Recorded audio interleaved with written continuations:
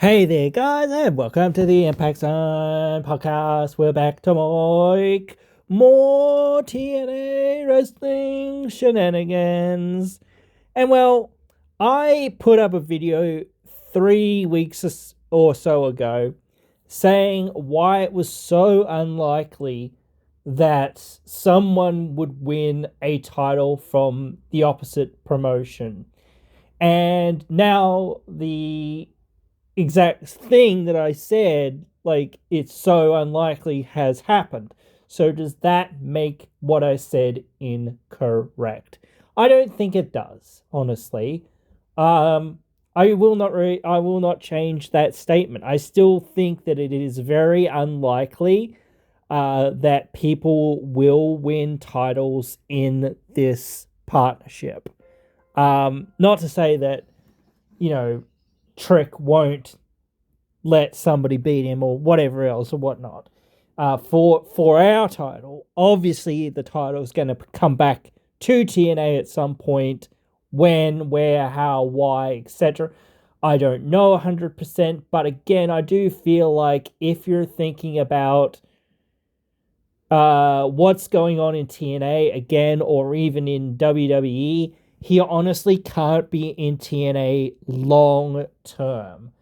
And that will suck for his title reign, and that will suck for the company in some ways as well, because shorter title reigns aren't like that good, honestly. But again, I actually do think, like, now that we're sitting at the back of it, it might have been the best decision to make, even though I didn't really love it. And I think that the biggest problem that I had with it was the build to the fact, I guess. It didn't really feel like any more significant than anything else. And I get kind of why they pulled the trigger on to finally doing something like this, of saying, hey, we need to spice things up or whatever else it is. We can't make these things too predictable and make it like, oh, well, why are people tuning in if the titles are never going to change, or it feels like the titles are never going to change? That surprise factor kind of needs to be there if people get too used to the idea of, the titles aren't going to change or whatever else it is, or, whatnot. That's no good. You need to have that perspective of, it's very unlikely, but anything can happen. This is professional wrestling. Never say never, etc. Whatever. I don't know whether I said too much of never say never. It could happen, certainly, in that episode, but I still will sit by basically everything that I said in that, because I do feel like it is super unlikely. It is a rare occasion. You do need to make these things important.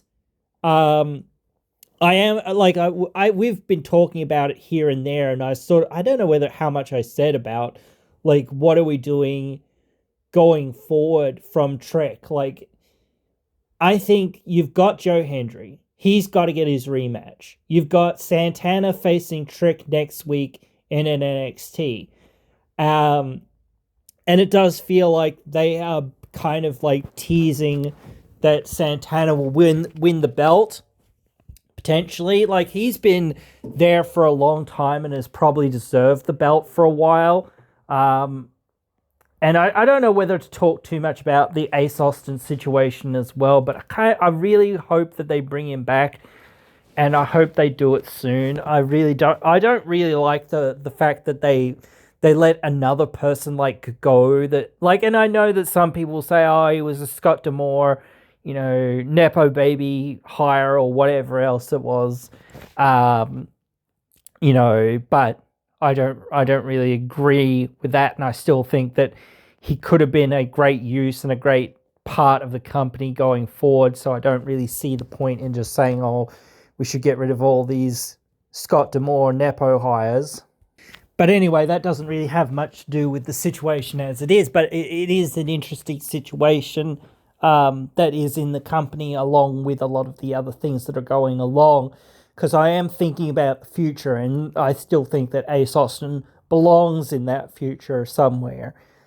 Santana, like I was sort of saying, I still feel like I don't see them pulling the trigger next week. Like that's way too soon, um, in many ways. But again, I think some people were saying like Joe Hendry's gonna interfere in this match or whatever else it is. I don't think so. I feel like it'll be Charlie Dempsey, if anyone, and that's probably going to lead to Santana and Dempsey at against all odds.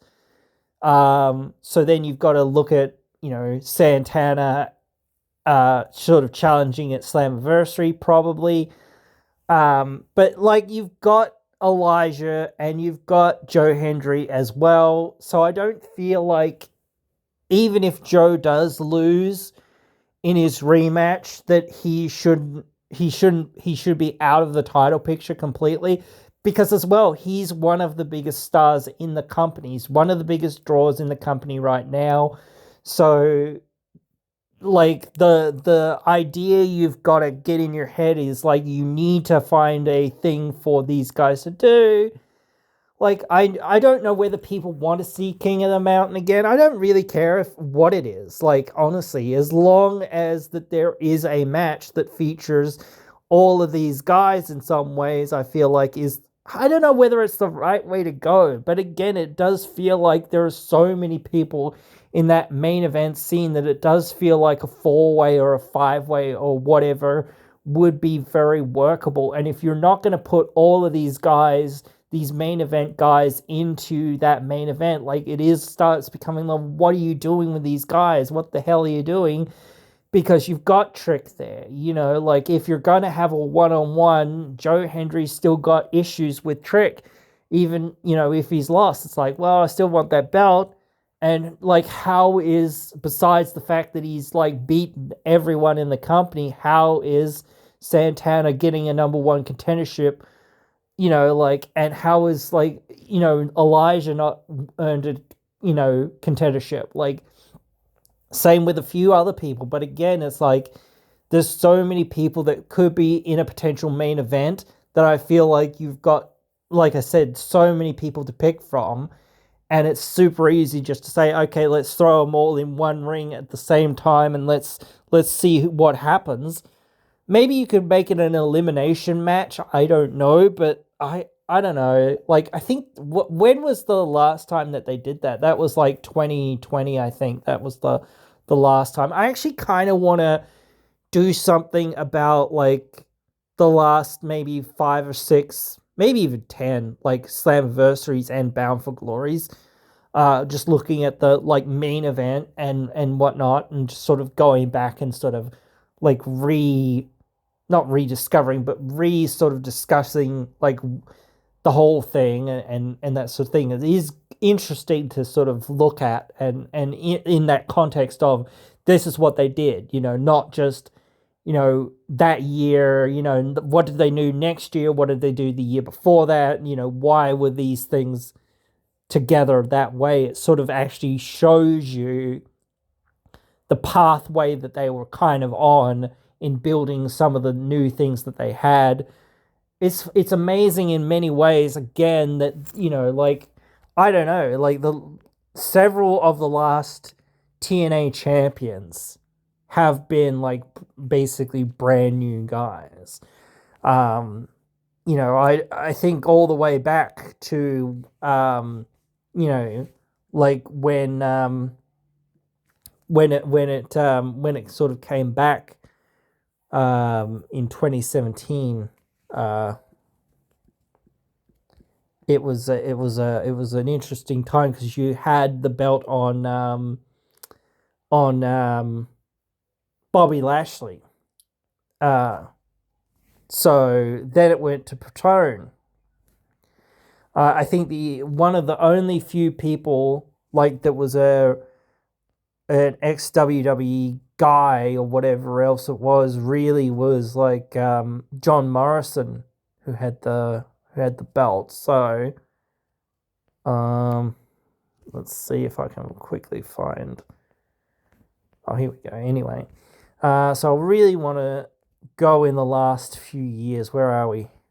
There we go. El Patron. That was a WWE guy. Eli Drake, who went on to WWE. now LA Knight, Austin Aries, kind of an ex TNA guy or whatever, ex WWE guy, but more on the lower side. Pentagon, who's now in WWE. So yeah, that's another one that has some sort of connection to us. Yep, there's John Morrison, Johnny Impact, Brian Cage, brand new guy that they built up. Sammy Callahan, brand new guy that they built up. This is back in 2019. Then Tessa Blanchard. I know there's controversy there, but whatever. Eddie Edwards, one of the TNA homegrown stars. Eric Young, homegrown TNA star. Rich Swann, homegrown TNA star. Kenny Omega, that was from him being in AEW. Christian Cage, I think you could argue, is the main event runs that he had were really TNA based, but he was certainly a WWE superstar. Josh Alexander, brand new guy, basically. Moose, this is crazy as well because that was his first reign in having this title, which is absolutely mad. He should have had it way before that. Whatever. But yeah, he was a TNA homegrown star. Macklin, another guy that came sort of from WWE, but was really a TNA star. Alex Shelley, absolutely TNA home star. Moose again, then Nick Nemeth, who is of course WWE main star. Joe Hendry, absolutely a TNA homegrown star, and Trick Williams now, who's WWE guy. So what have I got? 1, 2. I'm just going to count the WWE guys, or ex top guys. 3, 4. Is that about it? 5 maybe. Yeah, I think about 5 or 6. Like if you count Patron, I guess, but I'm not going to count Patron, I don't think. So like maybe 5. And then let's see for new guys. 1, 2. Oh, well, I guess you could talk about Trick being a new guy, but whatever. He's in WWE, so whatever. And he's won the title there. So 1, 2, where are we? 3, 4, 5, 6, 7, 8, 9, like maybe 10, 9 or 10. So it's like double the new guys to the old guys. And you could as well, as I said, put Trick in there so that it put it at like 10 or 11. So again, it's like if you're talking about who's young and who's hot or whatever else it is, like young guys, Joe, Trick, Moose, Macklin, Alexander, Omega, I guess, Swan, Callahan, Blanchard, Cage. I think you could make an argument for Impact, Aries, Pentagon, definitely though. Drake still definitely. So that's quite a few. 1, 2, 3, 4, 5, 6, 7, 8, 9, 10, 11 or 12. So again, like, and if you're talking about older guys, 1 with Nemeth, 2 Shelley, 3 Cage. I don't know where to put Omega. Probably in the young. So yeah. EY 4. Oh, was that 3? Sorry, 4 or 5 here. 3 or 4 here. Sorry. Edwards, I guess he's kind of older, so I'll give him 5. I don't know whether you put Aries as old. Yeah, I guess you'll put him as older, so I'll put that 6. Yeah, that's about it. So 6, like way less than half, I guess. So yeah, like the title history, if you look at it that way, in the last like few years, I don't want to go back too far because otherwise it starts becoming like, you're not looking at the same regime in if any ways. Like if you just look under the new TNA banner, it's Moose, Nemeth, Hendry, and Trick. Like that's pretty interesting in some ways, you know. So, but yeah, nah, we're here, and we've got to keep looking at like where we're going, because like if you're saying let's forget about Hendry or let's forget about Elijah, obviously you can't do that. You've got to have a plan for them, both of those guys. And I said before, it could be Hendry and Elijah in the main event, even if it was like I don't know whether that would work. I don't think that would even work because you've got Santana and you've got a whole bunch of other guys that are kind of there. Feel like they should be factored in some ways. So it's like you've got to think like they've got to be thinking about something, some sort of match that would, you know, showcase as many of these guys as possible.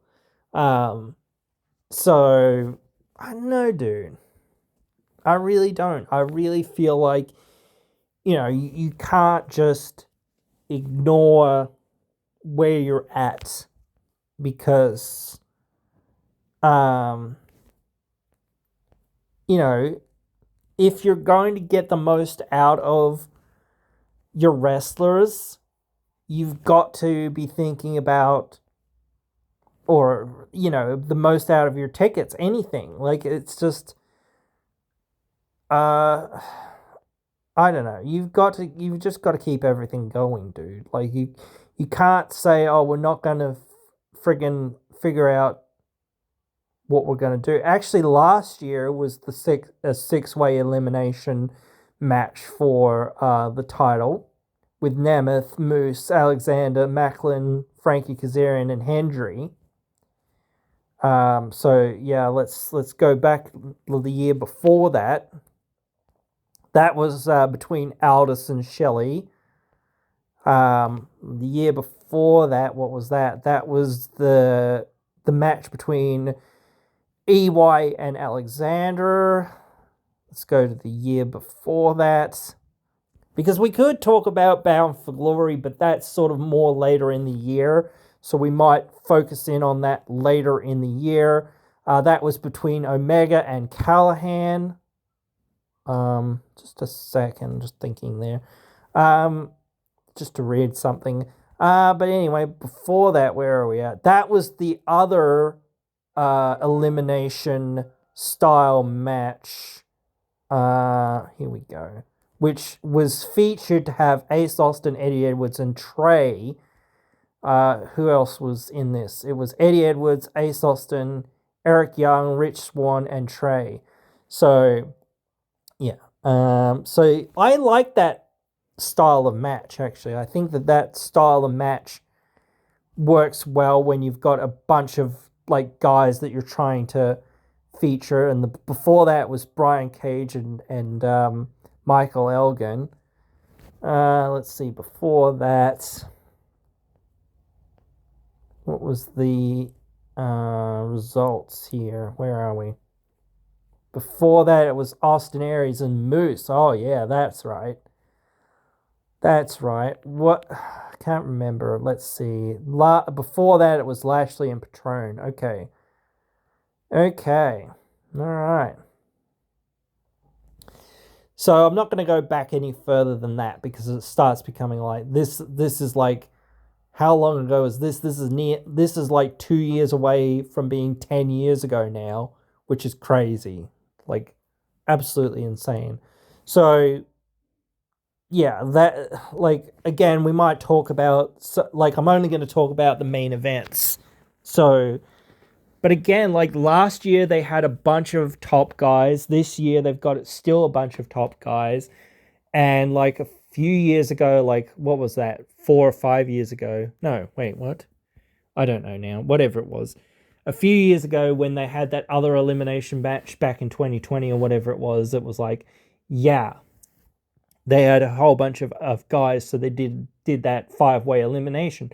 I think the 5-way elimination style match is a better like thing to do. I find when you have a whole bunch of guys, it is tough to get the story right or whatever else it is or whatnot. But when you have a whole bunch of guys that you just kind of need to feature, it's like, yeah, this is the sort of thing. And again, like you need to get that belt off of Trick as quickly as possible in some ways, because again, like as I said before, it's so unlikely that he can continue to make the events that he's doing because like they want him in WWE. They need him in WWE. And yes, they could say, oh, yes, we only need him on Wednesdays or whatever it is, or on Mondays or on whatever day it is, and then Sundays or whatever else it is, or whatever, again, but still, that's like, not that you can't do it, but the demand starts becoming like, oh, well, we need him for this, we need him for that. Yeah, but you decided that you wanted to put our title on your guy, so now he needs to make our commitments. And yes, maybe we only need him for like 2 or 3 tapings or whatever it is, whenever it is. But again, those few tapings, those are the times that we need him. So, and I know, like, even if it's on the day, maybe they can work something out. I don't know, because I don't know what time some of these things are taped or whenever, like, WWE does their things or whatever else it is. But still, like, the quicker you take that belt off of him, the easier it becomes for him to go back to doing what they want him to do, which is be featured in NXT or be featured on WWE, and it makes it easier for TNA to get back to where they were. But then again, it is very much like, well, again, every twist and turn, it does seem like they have to jump through hoops to accommodate for whatever WWE kind of wants. You know what I mean? It's not like I think that is one of the big problems. It is very much like, we have to do all these things for WWE purposes. Like, we're not really doing it for ourselves or for our builds or our arenas or whatever else it is. And yes, I think that you should do things to make business and the casual fans come in, but again, you've got to remember that you can't just do these things for WWE. You've got to be like, okay, we know we're doing this because of this, but we've got to make it work for us as well. So, and that's the same thing of saying, well, we can't just let these things happen or have these other things happen because, well, that doesn't work for us, brother, type thing. But we do want to work with these guys, but at a certain point there is that like negotiation, that back and forth that needs to go on of saying, hey, well, really, this doesn't work well for us. We need to find another solution. So how do we find that solution? So, and yeah, we can't just do everything that you say for us to do because we're our own little entity over here and we want to work with you as much as we can, but we can't just do everything that you ask unless you just buy us out. I don't know, but whatever.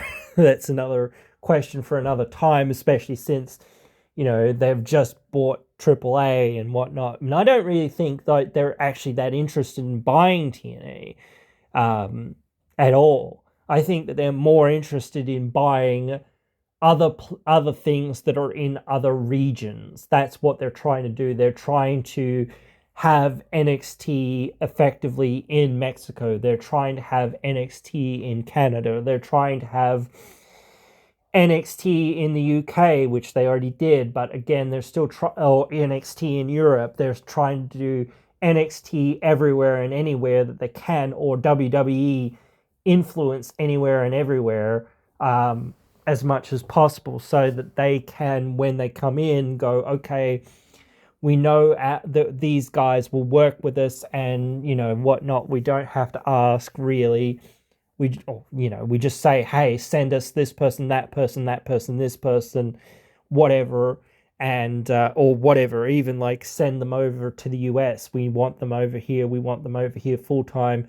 And that is a way of getting people, from wherever you're at to wherever WWE is. Or hey, instead of saying that, let's not just do that. Let's say, oh well, we don't think you're quite ready, and we don't even want you in NXT that badly right yet, but we still think you've got something and we kind of want to see you progress. So actually, you know what? Go to TNA, one of our partners, and go work there for 6 months or go work there for a year or so or whatever else it is.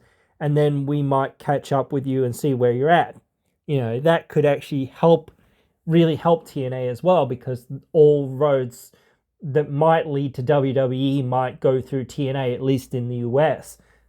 So at least if they're saying, hey, we want you to get like proper TV, pay-per-view and whatnot exposure, not just you're an indie guy and you can wrestle and whatnot. We want to make sure that you can, and yes, they could go to NXT, but and they could be into that system, but we want you to actually go and get some experience elsewhere, because again, we don't have the time or energy or whatever else it is to get everyone, to do that.